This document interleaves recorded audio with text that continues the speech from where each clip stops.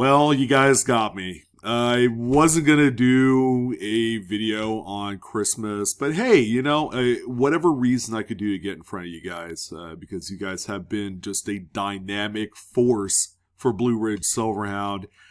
I just appreciate everything you guys have done for me through the years, and we're here going through another year. We're just, a short week away from 2022. Very exciting. First and foremost, that I wanted to say that, and then wish you guys a very Merry Christmas. Hopefully you guys have time, to just really hang out with family and, do stuff that you guys want to do that interests you. If and only if you celebrate Christmas, there's going to be some folks that don't. And, regardless, I wish you guys well as well. So, with that being said, we're going to take a look at a very, very short list of my favorite coins from the last 2 days. And I had the opportunity to kind of think about how I was going to do a video on Christmas where it's not going to be kind of like a monopoly of your time, because I know these things get kind of ridiculous at 30 to 40 minutes long. And, the less that I have to kind of deliver to you guys informationally, I think would be the better for your Christmas. But yeah, I picked out a selection of 10 absolutely amazing coins on the list. Okay, one of the coins, kind of a breakthrough type of coin that all of a sudden is getting lots and lots of love on the secondary market and in numismatics.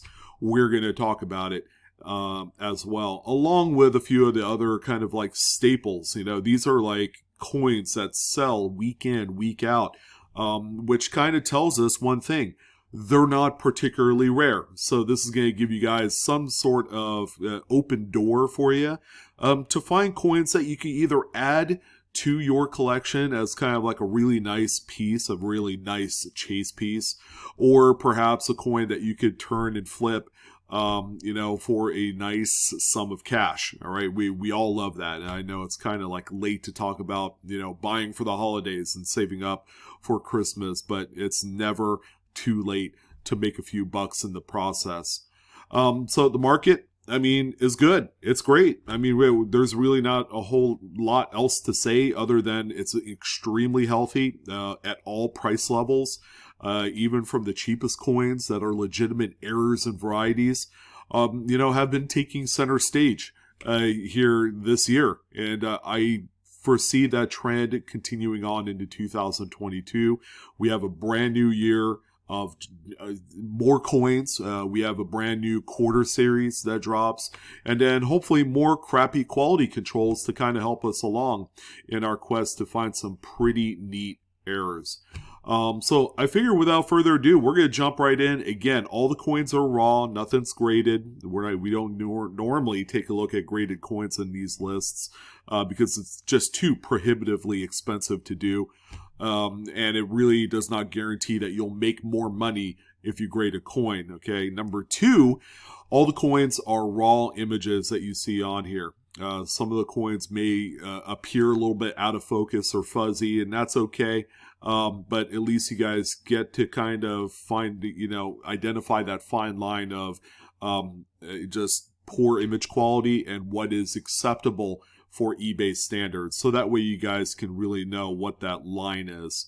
So let's go ahead and jump right in. Thank you guys again. Happy holidays. And we're going to start off with our main feature topic coin. This is a 1921 Lincoln wheat set. Now, right off the bat, I'm just going to say that the coin in terms of grade is nothing big time, okay? This is not some mid-state blah, blah, blah, something that's made and tailored for the high-end market, and for high-end collectors. None of that. Instead, what we're looking at are what we call woody cents or wood grain cents, okay? As you can see, looking at this 1921 Lincoln cent, which without the wood graining would be worth about a quarter, all right? Because it's not exactly a tougher date, but, in this particular grade, they are quite common. But it's not something that you come across that frequently, whether it's at coin shops or in change. But the wood grade cents will have kind of that wood bark look, the striations that go, in one direction. They're all parallel to each other. These are stunningly beautiful coins, and for the longest time, these things have gone on kind of unloved, based off of the true definition of how these coins appear and how they're made. You guys will understand. So the wood grain appearance on these coins, as you can tell, there's a lot of dark striations, a lot of light striations. These coins, compositionally are copper and tin. They have a very small amount of aluminum in there. And when there's an improper alloy mix, right from the very beginning, before the strip is all laid out and before the planchets are punched, if the alloy mix is not mixed to what I consider to be perfection, where you actually have a bronze planchet, then you'll get something like this, and they are equally stunning even in mid-state conditions. So anytime you see one of these, you know exactly what it is. But again, based off of the true definition in numismatics, as recently as like 3-4 years ago, these things were typically overlooked on the secondary market. But because we're beginning to see more artistic expression out there, not only in coins but other different types of collectibles, there's really a lot more attention being brought to these. And as a result, folks that collect, again, one of the most popular, well-collected series in the Lincoln Cent series, there are people that collect these by date. So they try and assemble a really nice wood grain cent for each date in the specific series. And some of them can get really tough. The 1921, I would say, is not the most difficult, but again, it is a quite attractive coin, and this one sold for $39.49. In addition, what's not on the list, there was also a 1914S Lincoln that is right around the same grade that sold for, I believe, $56. So as you can see, the market is beginning to kind of like liven up a little bit. It's really a huge surprise to a lot of people who don't really know a whole lot about woody cents. But I'm willing to bet now you guys will pay extra attention. These can be found in Lincoln cents all the way up to, I believe, the 1960s. But they are just stunning. They're attractive. And again, grade really does not matter in this particular instance. Now, this is one that I've continuously pitched on a number of occasions. You want to look for something that kind of like far exceeds your expectations, right? We all like to go through half-dollar rolls for one really big mission, and that's to look for silver, whether it's 40% silver or some of the 90%, or maybe someone had dumped a huge cache of older walking liberties and stuff like that in these rolls. I mean, we all love to dream, and people have successfully found these. But there also is a completely big opportunity that's generally lost because the short-sighted belief that silver is all that you could find of value in these half-dollar rolls is what they believe in. But when you look at things like this is a 1972 D Kennedy half-dollar with the infamous missing FG initials right on the reverse. You could see this area here between the eagle leg and its tail feathers. Normally there would be initials for Frank Gasparo, okay, and obviously that's missing there. These exist on a few different dates. 72, 72D is a rare one. 82 and 83 are a couple others. But that's simply just an over-abraded die, or, in layman's terms, over-polished area of the coin. And it's quite common for those particular dates. However, 72D is one of the more tougher dates to find this missing FG anomaly, especially in high grades. Now, this one I would say is right around that mid-state 63 grade. So it's very attractive. It's very desirable because it is a mid-state example.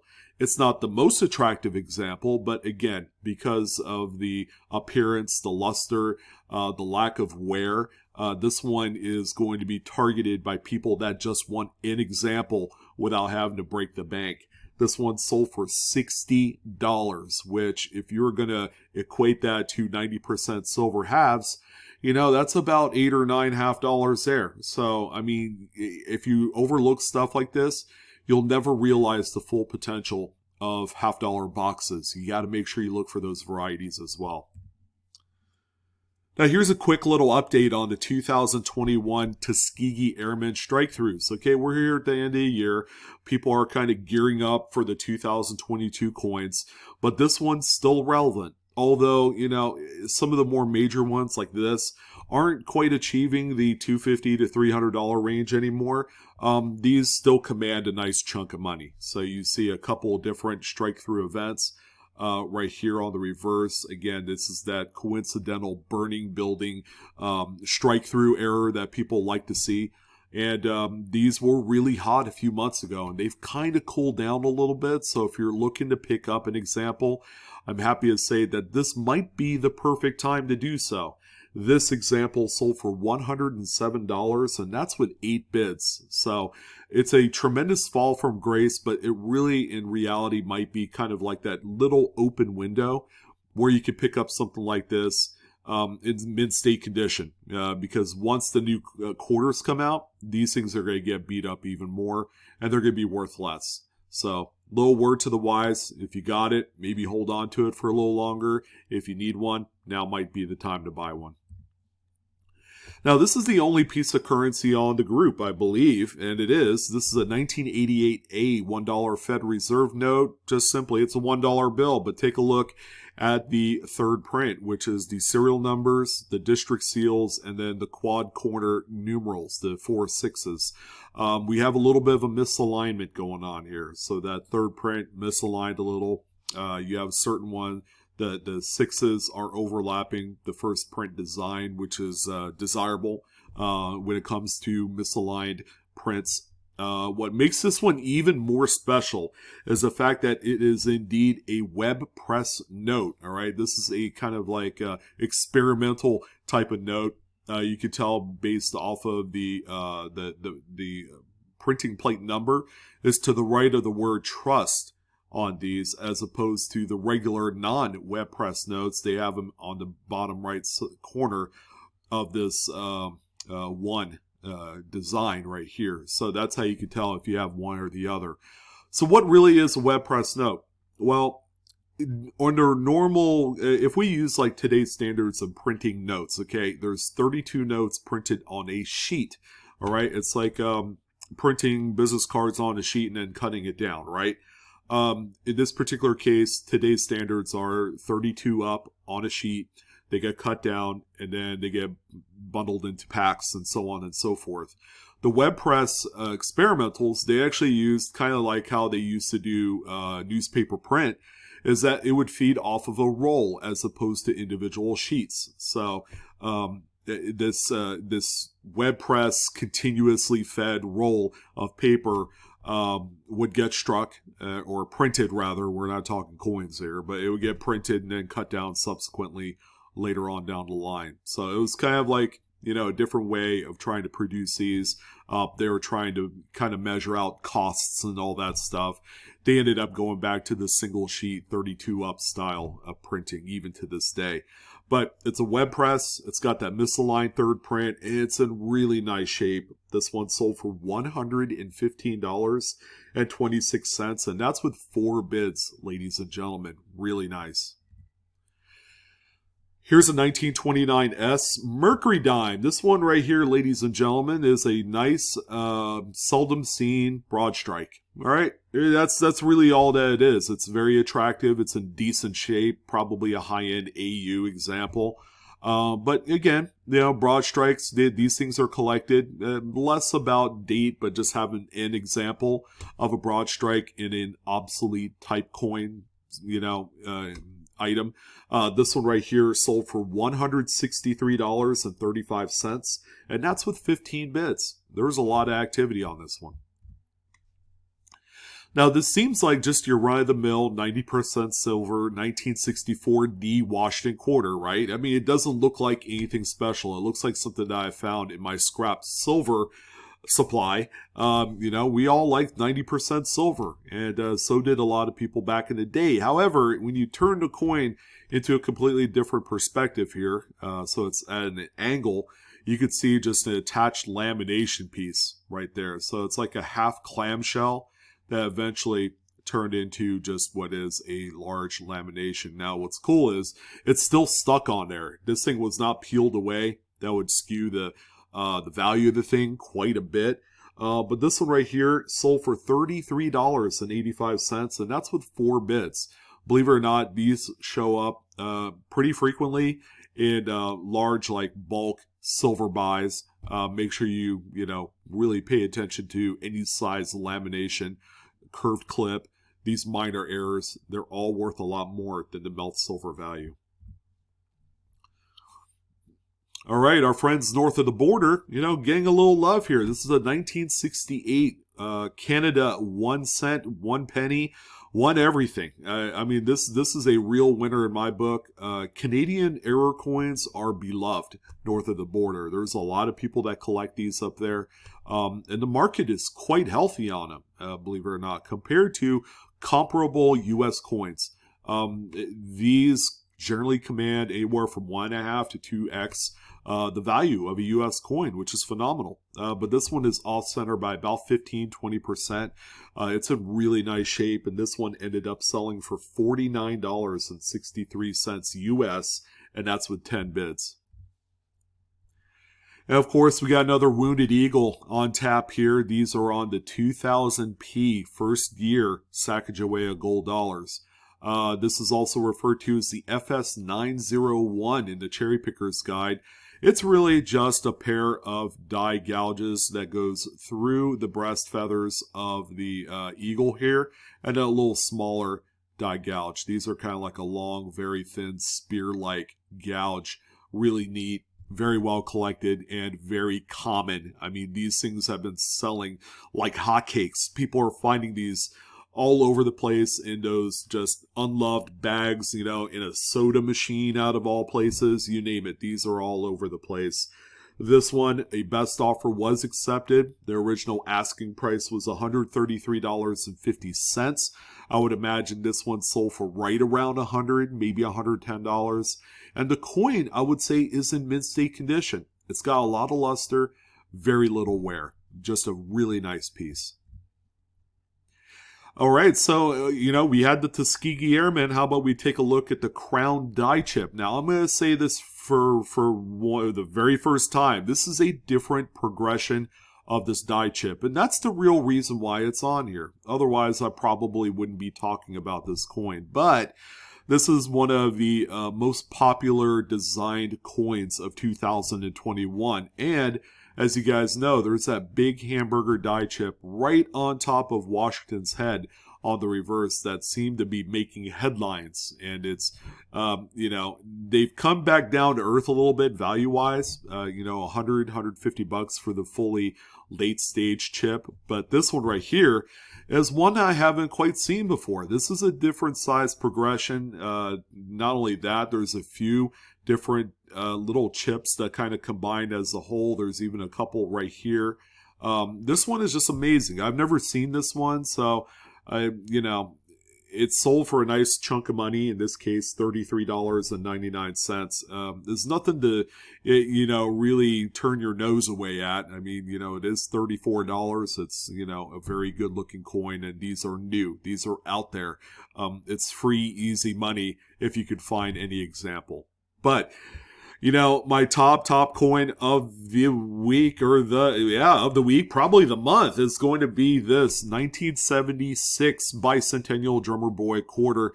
Oh boy, we had one of these on our live coin Q&A last week. It might have been this coin, as a matter of fact.